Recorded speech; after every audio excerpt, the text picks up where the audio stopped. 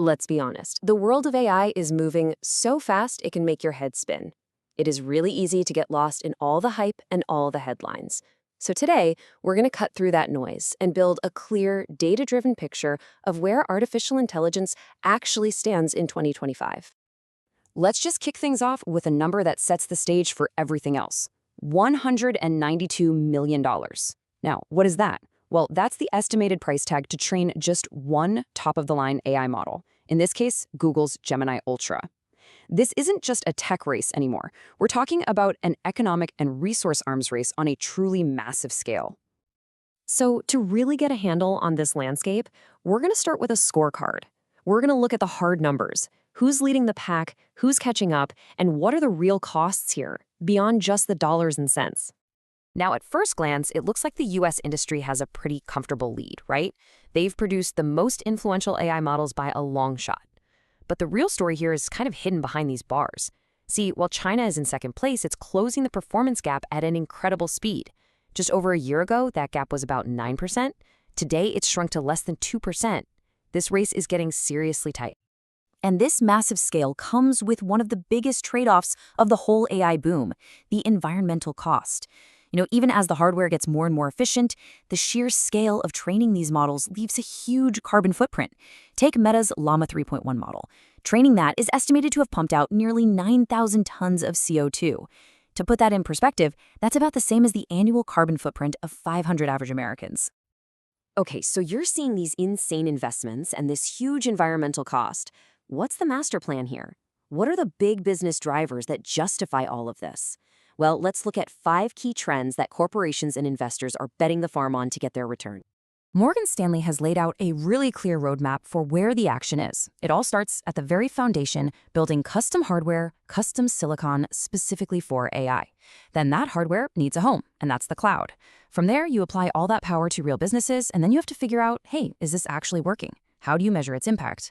And all of this, every single step, is building towards one ultimate goal, the agentic future.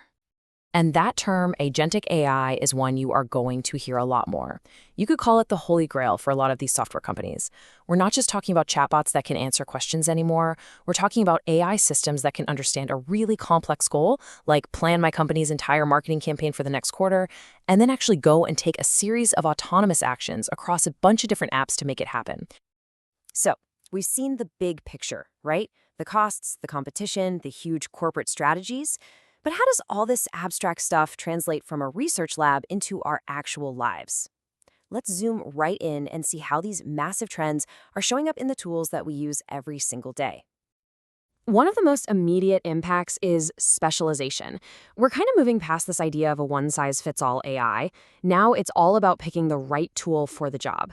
So a writer might really lean on a model like GPT-4o because it has that creative flair.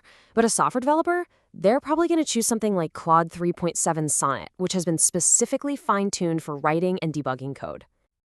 And of course, this is having a direct, and I mean direct, impact on the workforce. This quote from Salesforce CEO Mark Benioff is, well, it's incredibly stark. Here you see the business case for AI laid bare. A huge jump in efficiency for the company.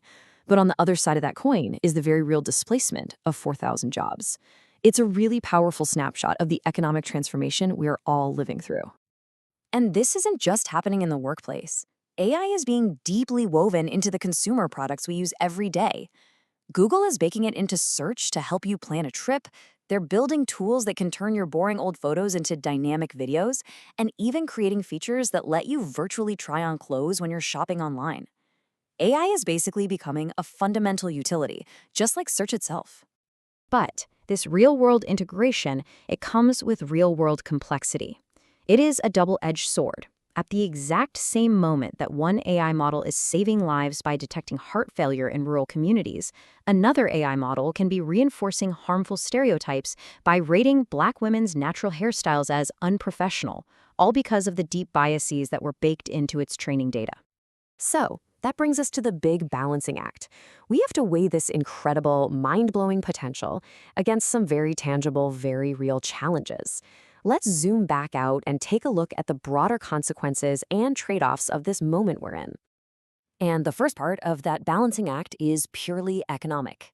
And right now, there is this fascinating disconnect happening.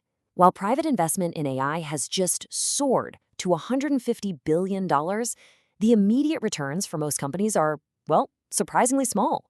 A recent McKinsey survey found that most businesses are seeing cost savings under 10% and revenue gains of less than 5%.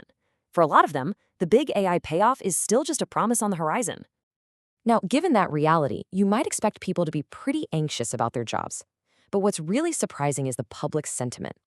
A global survey found that while a big majority, 64% of people, believe AI is going to significantly change how they do their jobs, only about 36% actually expect to be replaced by it. There's this remarkable sense of optimism that humans will adapt and find new ways to add value.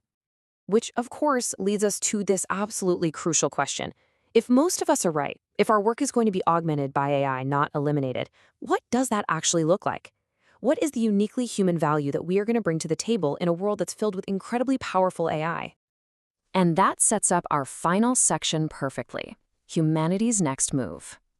As these AI systems get better and better at the tasks that we designed for them, we have to start thinking really hard about what comes next. For us. For years, we measured AI's progress against human tests, things like medical board exams or coding competitions. But here's the thing. AI is now saturating those tests.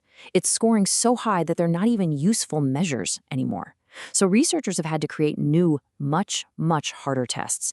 One of them's even called humanity's last exam, and on that test, even the most advanced AI models today are scoring less than 10%. So the crucial takeaway is that there are still these vast frontiers of complex reasoning where humans are just far, far superior. And that leaves us with one final thought to chew on. As AI continues to ace every exam we give it, maybe the real question isn't about the next test for the machine, but about the next one for us. In a world where AI handles all the routine stuff, what new problems, what new frontiers of creativity and discovery will become humanity's next great exam?